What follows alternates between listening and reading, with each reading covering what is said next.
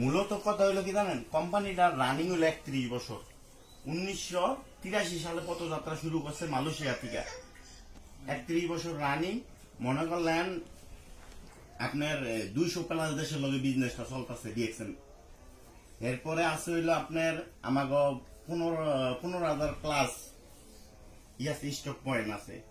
এরপরে বাংলাদেশের মানুষ একটু করে দেখে যে গাজীপুরে মাওনাতে এই করলো, কারখানা করলো, করার পরে অনেক আপনার মূলত কাজ হইলো আপনি যে ডিস্ট্রিবিউটার হিসাবে জয়েন হয়েছেন। জয়েন হওয়ার পরে আপনি আপনার কার্ডটা অ্যাক্টিভ করছেন 1300 পিপি দিয়া। আপনার কোম্পানি দিব কত কমিশন দেবে, 1300 পিপিতে আপনার দেখা গেছে 5,500-6,000 টাকা মাল কিনছেন, কোম্পানি কিন্তু পুরাটা আপনার কাছে লাভ করেনি। এইখান থেকে দেখা গেছে 500 টাকা লাভ করছে বা 1,000 টাকা লাভ করছে, ওইখান থেকে আপনার 6% ঘুরাই দিব কার্ডের নিতে।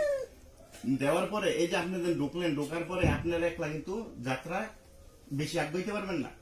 তো আপনি লিঙ্কটা তৈরি করলে যে সঙ্গে আপনি আবার 3900 পিপি করতে পারবেন, তখন আবার আপনার কোম্পানি দিবে হইলো 9%। আপনার যত পিপি বাড়বো আপনার কমিশন তত বাড়বো, কমিশন বাড়তে থাকবো। এরপরে আবার যে সঙ্গে আপনি 3900 থেকে 13,000 পিপিতে যাইবেন। 13,000 পিপিতে গেলে আপনার দিব 12%, আরো 3% বাড়লো। 26,500 পিপিতে যাইবেন, আপনার দিব 15%।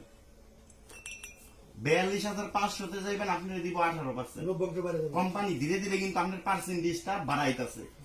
তো বাড়ানোর পরে আপনি যে সঙ্গে 58,500 হইবেন, ওই টাইমে আপনি হইবেন নিল স্টার এজেন্ট।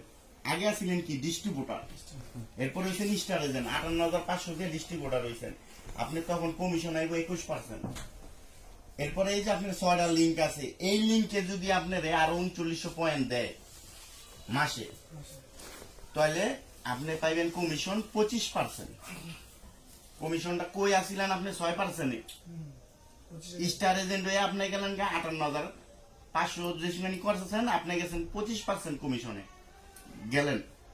যাওয়ার পরে আপনি নিচের যেই ব্যক্তি 6 জন আছে, এই 6 জনের থেকে যদি 3 জন 58,500 করে স্টার এজেন্ট হয়, স্টার এজেন্ট হইলে আপনি স্টার রবি হইলেন। তখন এই যে নিচে একজন আপনার স্টার এজেন্ট হয়েছে, 25-এর লগে আরো 2+ করেন, তাহলে 27% অনেক পাইতেছেন।